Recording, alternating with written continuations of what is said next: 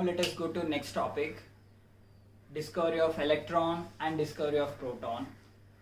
John Dalton had proposed his philosophy in the beginning of 19th century, that is almost in 1803.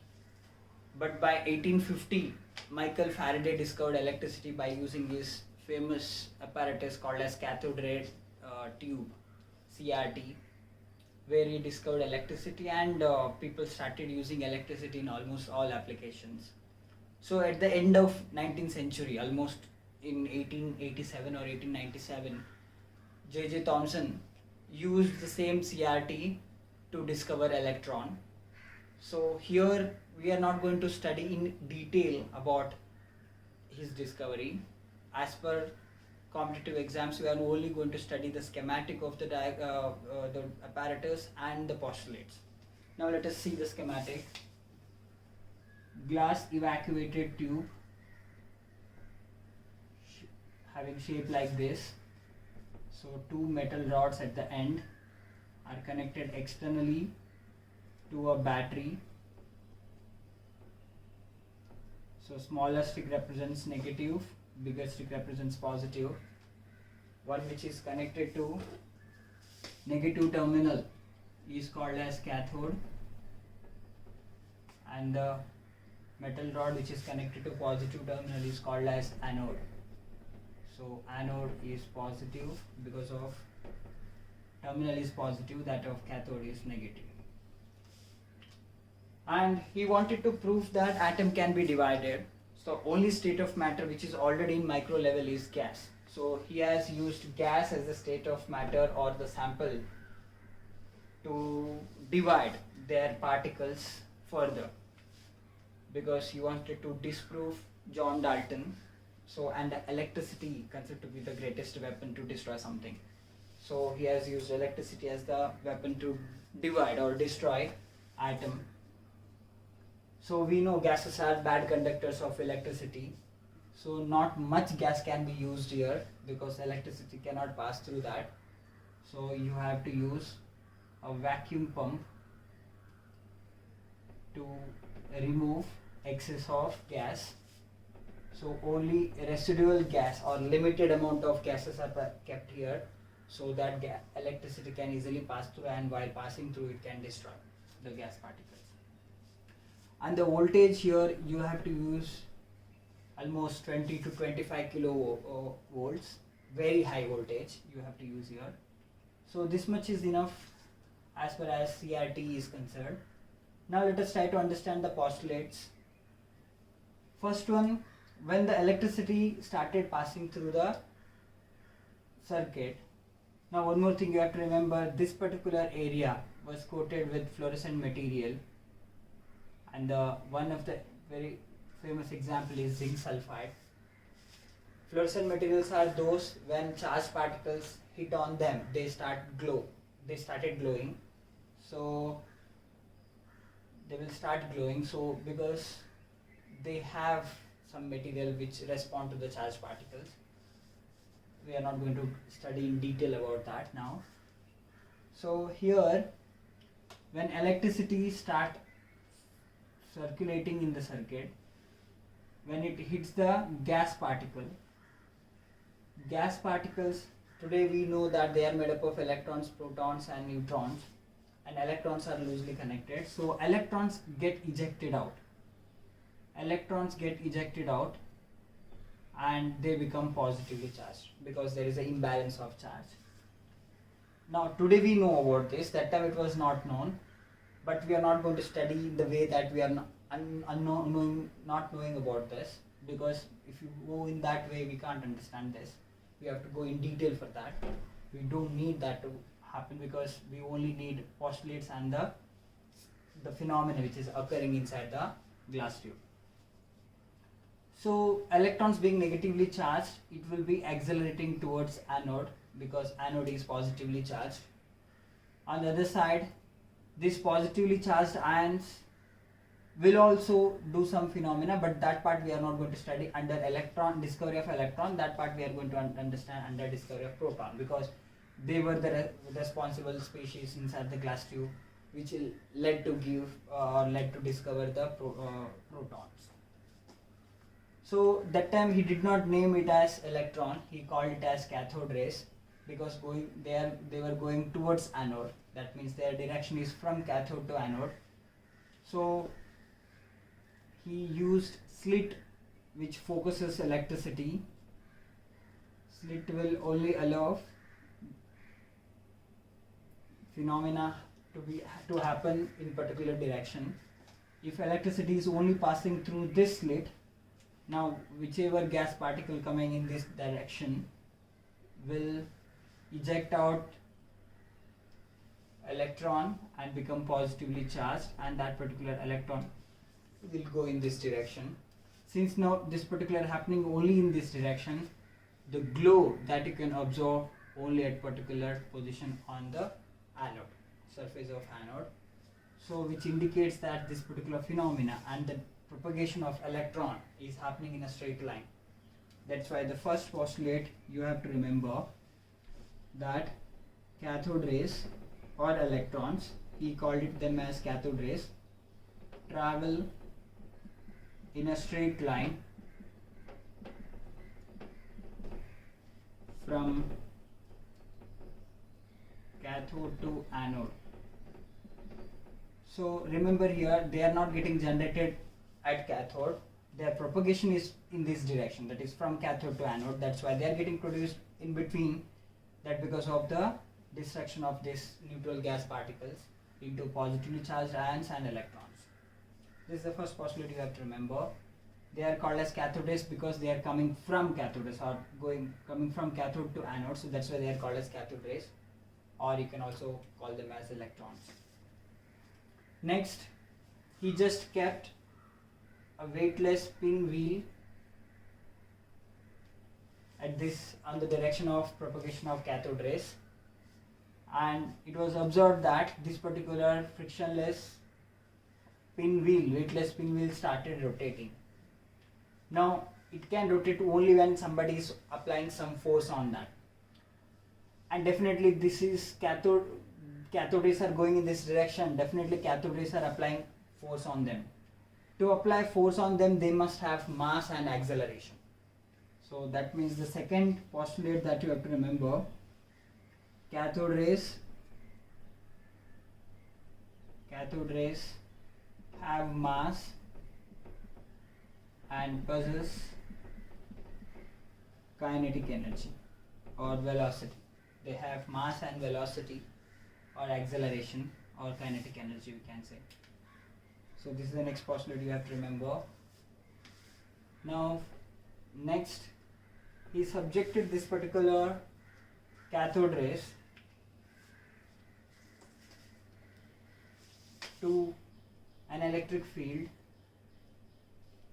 So we know electric field has two terminal, positive and negative.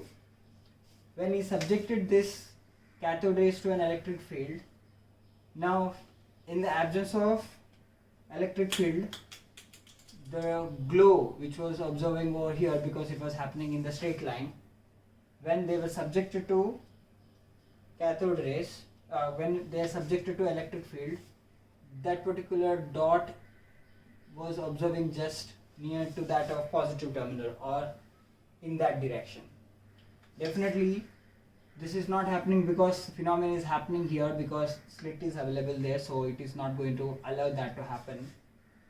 This is happening because this particular phenomena has deflected in this way. So that means these cathode rays are deflecting towards positive terminal, indicating that they are negatively charged.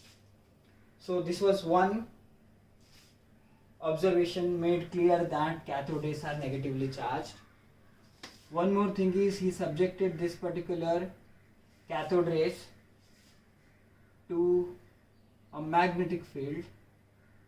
We know magnetic field contains north pole and south pole. So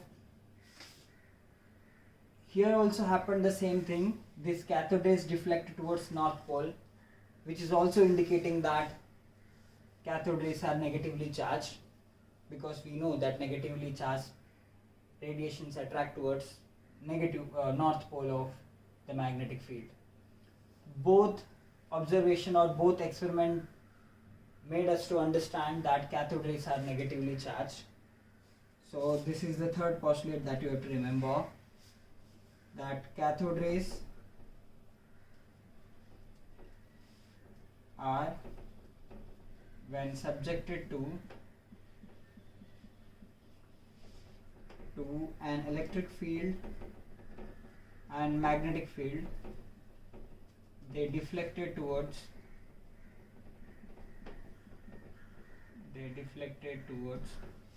positive terminal of electric field and north pole of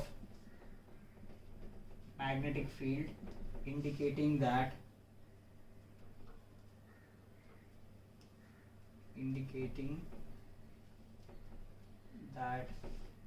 they are negatively charged.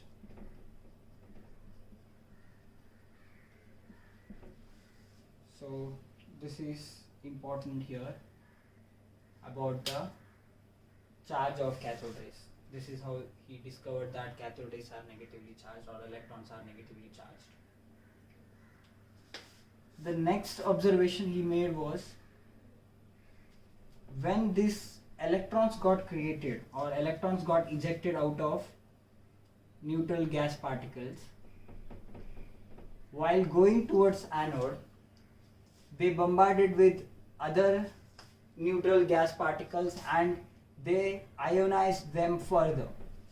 That means this particular ejected cathode rays or ejected electrons further hit the neutral gas particles and they get ionized further as ionized gas particles and ejecting out electrons. That means they are ionizing gas particles, neutral gas particles which were available inside the glass tube. So this is another observation. So fourth one, cathode rays ionize gas particles present inside the glass tube. Gas particles present inside the glass tube.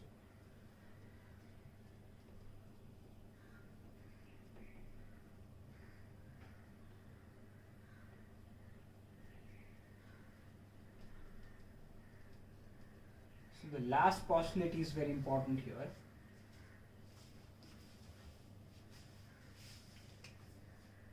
So the length between two electrodes was known, let us say from here to here is L, and since slit is applied, so this is happening in particular direction, so that direction is this one, so glow was appearing here. When electric field was applied, there was a deflection, so now glow is appearing here. So that means earlier the direction was this and the deflection has happened like this, so there is an angle of deflection. Now how much it is going to deflect, that is all based on how much electric field we are going to apply. So I just mentioned it as E. So if I increase the voltage, definitely this deflection is going to happen to a greater extent. Similarly, if I increase the magnetic field, the deflection will happen to a greater extent. Now if I subject this particular magnetic field in this manner, let us say I have applied some voltage E and the deflection is showing till here. Now I am applying magnetic field in the presence of electric field in this direction, where since south pole is in this direction, this has to deflect away because deflection happens towards north pole. Now it has reversed. So now it will try to go back. Why? Because this has come here because of the applied electric field. Now if I apply magnetic field along with electric field, now this in this direction, then this particular shaded part or the glowing part will go in the reverse direction. I need to adjust the magnetic field. I'll make it as B. B stands for applied magnetic field. If I apply magnetic field in a way that this particular deflection goes to the original position, and that is a time where applied electric field Otherwise, force applied by electric field is equal to force applied by magnetic field. So based on that mathematical manipulation, he has come out with the equation that is charge of electron upon mass of electron, where E is unknown to you and mass is also unknown to him. So charge stands for E, M stands for mass of electron, is equal to applied electric field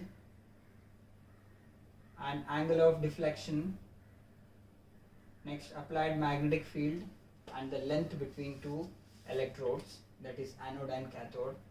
In this equation you can see how much electric field was applied is known to us, angle of deflection is known to us, applied magnetic field is known to us, and the length between the two electrodes known to us. Based on that, though we are not knowing the charge of electron or mass of electron, he is able to calculate the ratio of charge upon mass as 1.76 into 10 raised to 11 coulomb per kg.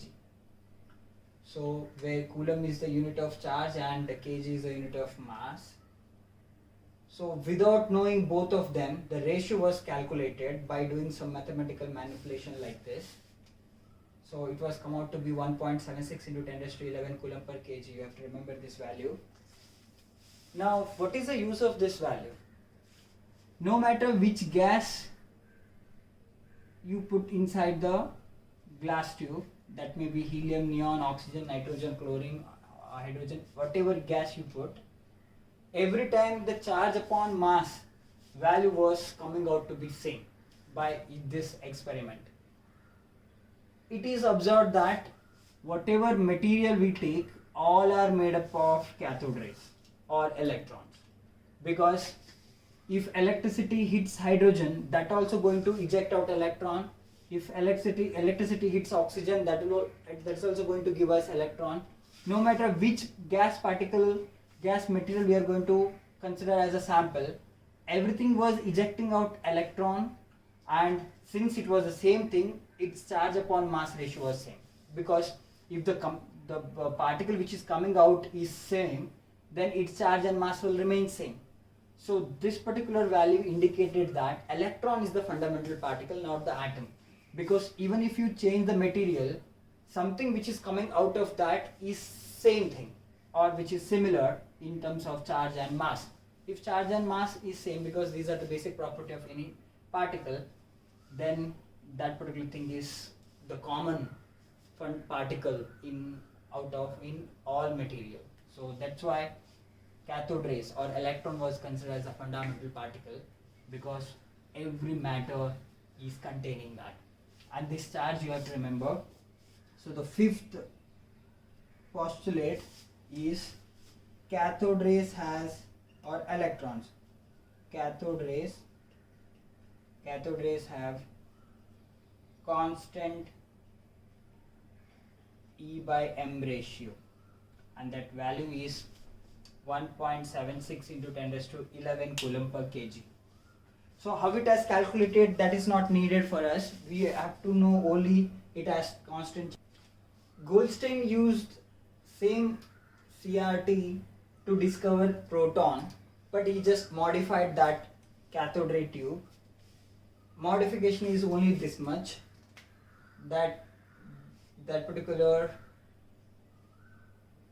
glass evacuated tube is similar thing, but the cathode which was used was perforated. Perforated means the plate which is having some holes in it. We'll show that holes like this.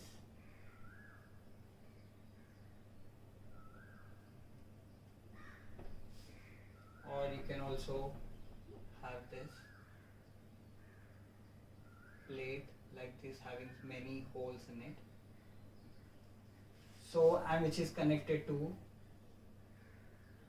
high voltage battery. Rest is same, schematic is same, only the difference is the cathode which was used was having holes.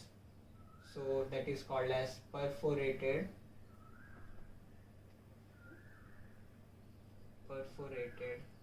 cathode. and as usual this is anode, that is based on the battery how it has connected, and the voltage is also very high here, and the gas particles were used and excess of gas particles were removed by using vacuum pump, very similar to that of cathode ray tube used by J.J. Thomson.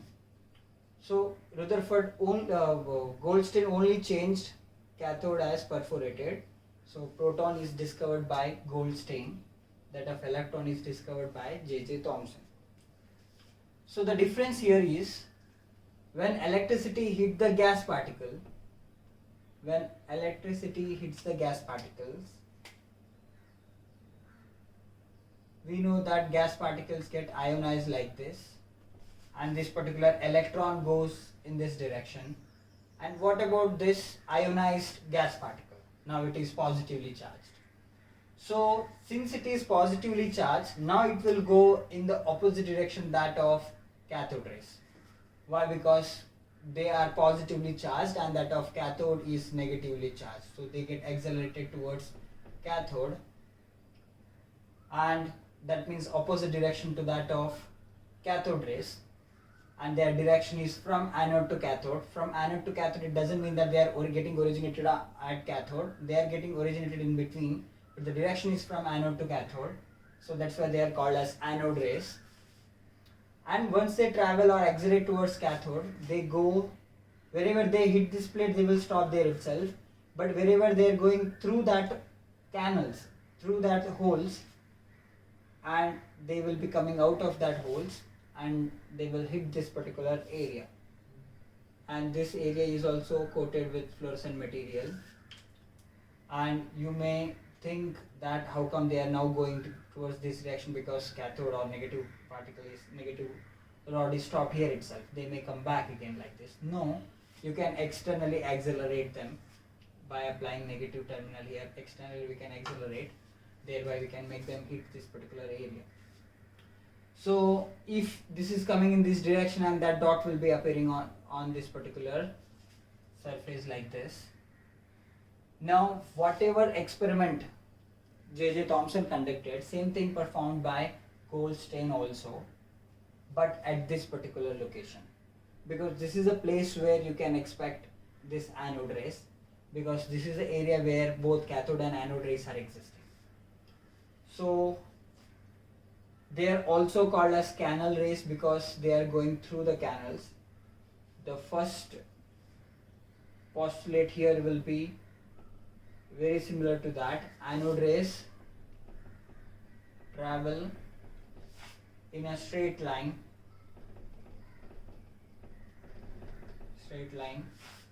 Now it is from anode to cathode. This is the direction how they propagate. So anode rays are also called as canal rays. So remember this, anode rays are also called as canal rays because they are going through the canals. Next, if I talk about that pinwheel experiment, if I keep a weightless, frictionless pinwheel over here, now again same thing has happened. This pinwheel started rotating, which is indicating again this anode rays have mass and possess kinetic energy. So which is very similar here. Anode rays have mass and possess kinetic energy. So if it is started rotating, that means somebody is applying force, and if somebody is applying force, that means that must contain mass and acceleration. That must have mass and acceleration.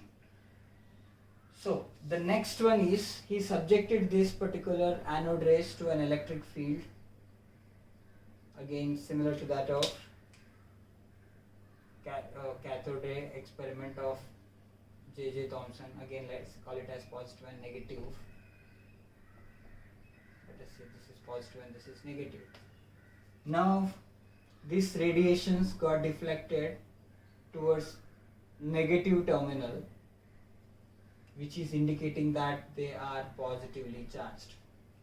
Again same experiment was done with magnetic field, let us say north and south like this. They deflected away from north, indicating that they are positively charged. So anode rays are positively charged or positive rays. So similarly, you can write cathode rays, anode rays are subjected to electric field or magnetic field. They deflected towards negative terminal of electric field and the south pole of magnetic field, indicating that they are positively charged. Similar to that of cathode rays, even anode rays ionized gas particles. Anode rays ionized gas particles present inside the glass tube. So when these charged particles, when they hit the neutral gas particles, even neutral gas particles got ionized and ejected out electrons, and these electrons are going in this direction, and these positively charged things will go in this direction. So here we have to remember, even anode rays also ionized gas particles present inside the glass tube. Now the important point is the last one, that the experiment that I have explained about the deflection due to electric field and magnetic field, that the force applied by electric field equated with the force applied with the magnetic field. When it was done, that time charge upon mass ratio was calculated, but it was not coming same, which is very much obvious here. Why? Because if I am talking about, let us say, hydrogen as a gas as a sample here, then the anode rays will be H plus. If I am using, let us say, hydrogen as a gas, then anode rays will be H plus. If I am using oxygen as a gas, then O plus is the ionized gas. If I am using neon gas, then Ne plus will be the ionized gas. Not necessarily only one electron is getting ejected. You can think of 2 electrons are getting ejected depending on how much voltage we are supplying. But the time being, let us keep it as only 1 electron got ejected, thereby they are having a charge plus 1 unit. You can think of plus 2 unit also, but for the time being we just keep only plus 1 unit. So in the case of hydrogen gas, the anode rays is H plus. In the case of oxygen gas, O plus is the anode rays, and that of, in the case of neon, Ne plus is the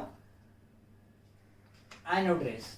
That means, though I am keeping unit charge as plus 1 unit, that means though their charge is same, mass is not same.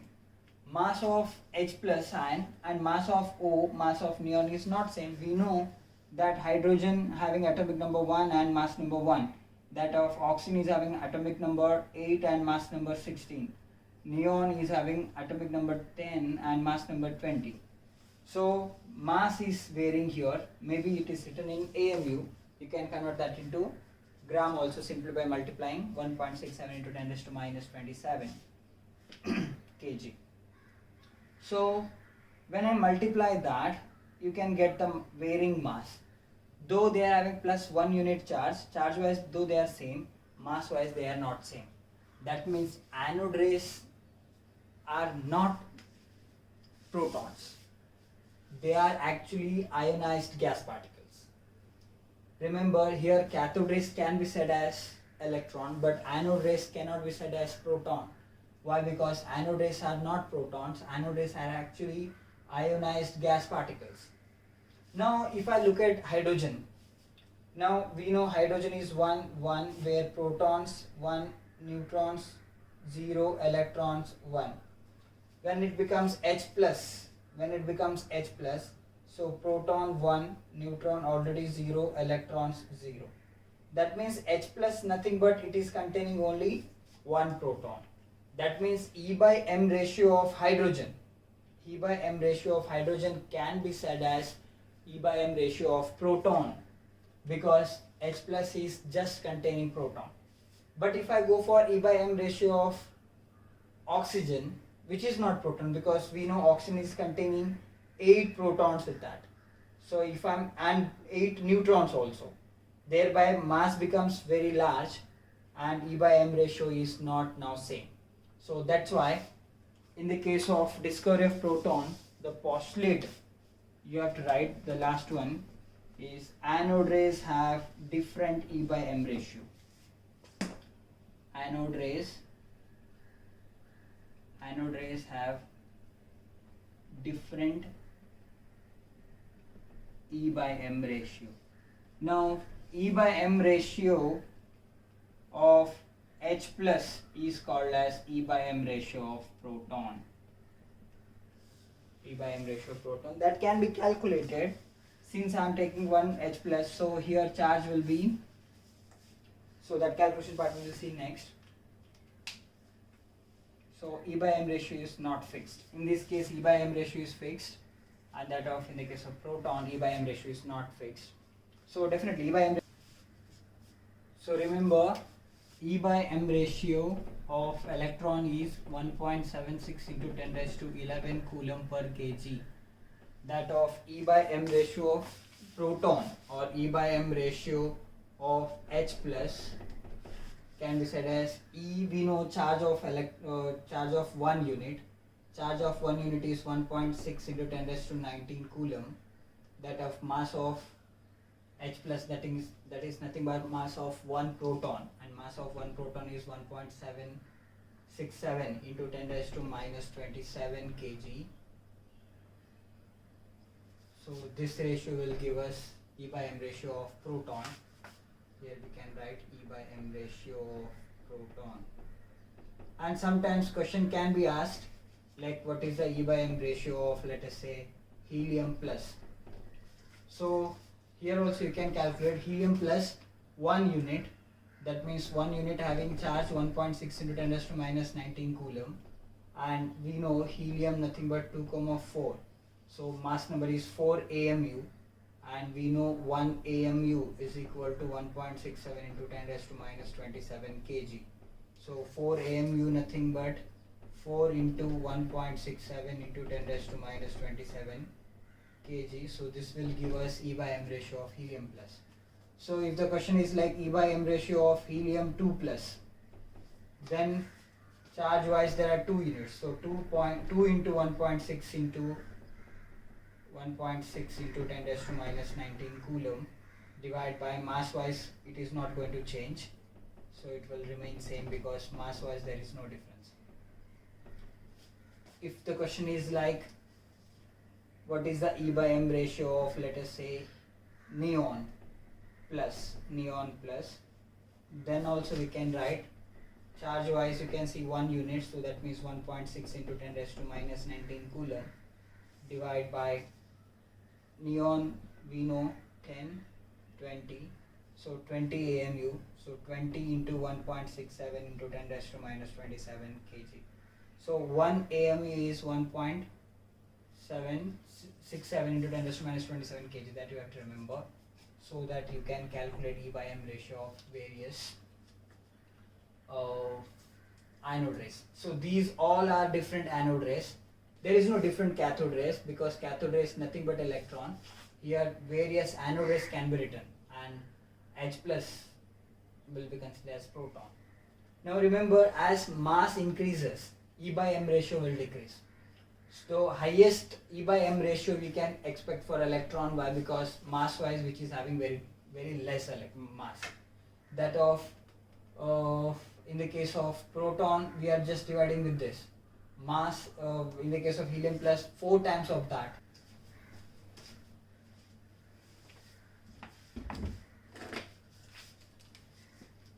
So values you can see here, 9.58 into 10 raised to 7 coulomb per kg. That means E by M ratio of proton is 9.58 into 10 raised to 7. So this is 10 raised to 11. So you can think how big it is. If you consider charge wise, definitely it is less, but here charge is not considered when magnitude is measured, because definitely they are positively charged, they will be having sign positive. Electron is negatively charged, they are having signs negative. It doesn't mean that the magnitude wise this is less. So while comparing the magnitude, negative is not used. So charge of E by M ratio of helium plus is 2.39 into 10 raised to 7 coulomb per kg. That of 2 plus, so this is 1 plus and this is 2 plus, that will be 4.79. so you can see here it is becoming almost double because we are multiplying that with 2. So E by M ratio of Ne plus will be 1.6 and this is 20 times this. So 4.7 and into 10 raised to 6 coulomb per kg. Both are not same, so this is 10 raised to 7 and this is 10 raised to 6. So this is bigger, having bigger value as compared to this. So if the question is like to arrange them in an order, then that of electron is having biggest one if you ignore the sign, then comes H plus, thereafter He plus, thereafter He2 plus, then He plus, thereafter comes neon plus. So this order you can. So charge of and cut.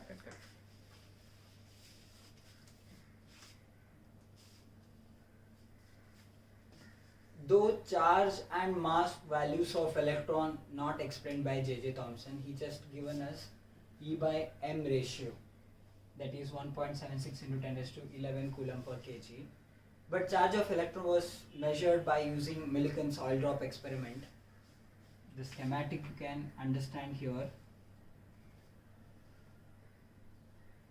So there is one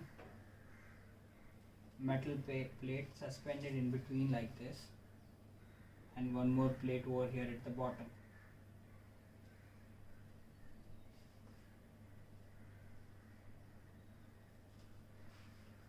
So they are externally connected to a battery like this. The upper plate was made anode and the negative, this plate made as cathode, and this had a hole in between. So at the upper side one oil reservoir was kept, and which can be pushed to sprinkle oil droplets all over here, and which is also fitted with X-ray tube that will irradiate X-ray. Now when oil sprinkled all over, oil droplets of varying size will fall on this. The oil droplet which just fall on this particular will come down and reach the bottom due to gravity. So particular size oil drop only fall down, bigger oil drop won't fall down because hole is made in that way. So oil basically has no charge. Oil is neutral molecule. But when X-ray irradiated on them, now they are charged because X-ray are highly energetic electrons. So now they are charged particles. That electrons got stick down them. So they are coming down. They are falling down due to the force equal to mass of oil drop into gravity. Because of that force they are falling down. Now if I switch on the battery, depending on what voltage I am going to apply, when I increase the voltage, now what happens? These are negatively charged. Definitely this particular plate is made positive. Depending on the voltage, now they will try to go up in opposite direction of that. This is going to happen only when the force applied just more than that of mass into gravity. Then they will start going up. Now I need to decrease the voltage so that this force and this force will become equal. What about this force? This force is whatever their charge, we are calling as E there. Small letter E stands for charge. This is applied electric field, that is E. We can use voltage V also. I am just applying applied electric field. Otherwise, let me just call it as voltage, applied electric field. So now this force is going up. Now I'll decrease the voltage in such a way that this particular oil drop will be suspended in between, neither going up nor going down. that means what's force applied by the voltage is now equated with the force applied due to gravity. So now I can equate these two. Charge into voltage is equal to mass of the oil drop into gravity. So here mass of oil drop. So mass of oil drop can be calculated since particular radius. Once you know the radius and volume and everything, mass can be calculated. Density of the liquid is known. Density of the liquid is known to us, and volume of the sphere, if I know, then mass and volume density by using that mass of the oil drop can be calculated. Gravity is known to us. Charge is not known. Voltage applied is known. So by using this, charge can be calculated like this. So mass of the oil drop is known, gravity is known, applied voltage is known. It was come out to be 1.6 into 10 raised to minus 19 coulomb. Since it is electron, you can keep it as negative. So this is how, by using Millikan's oil drop method, charge of the electron was calculated. So based on mass, gravity and voltage applied. Soon after the discovery of proton and electron, J.J. Thomson came out with his own atomic model. In that atomic model, he said that atom is positively charged sphere. That means protons are the building blocks of atoms. From them it is made, and that of electrons are just embedded on them. So whole atom is made up of protons. They are the positively charged sphere. Because of protons, they got positively charged, and that of electrons are just ejected. This is the reason why electrons are just ejected. When high voltage electricity is passed, then protons are not getting ejected out. So in modified cathode ray test tube experiment, there we have seen that protons are not getting ejected out, only electrons are getting ejected out. That means protons are tightly connected inside the atom. So he came out with the idea saying that protons are not connected somewhere, atoms are made up of protons. So they are the building blocks, and electrons are simply embedded in it. So that's the reason why when high voltage electricity was passed, so these electrons were just ejected out of the atom, not the protons. So according to him, atom is positively charged sphere. Positive is because of they are made up of protons, that's why, and electrons are embedded in them. So it is like watermelon, where whole of watermelon you can consider as an atom, and the flesh of that watermelon is considered as protons, and that seeds are like electrons. Even if you eject out the electron from them, seeds from them, watermelon will remain there. This is what he thought, that protons are present there. Protons are actually the main ingredients of atoms, and electrons are simply embedded in that.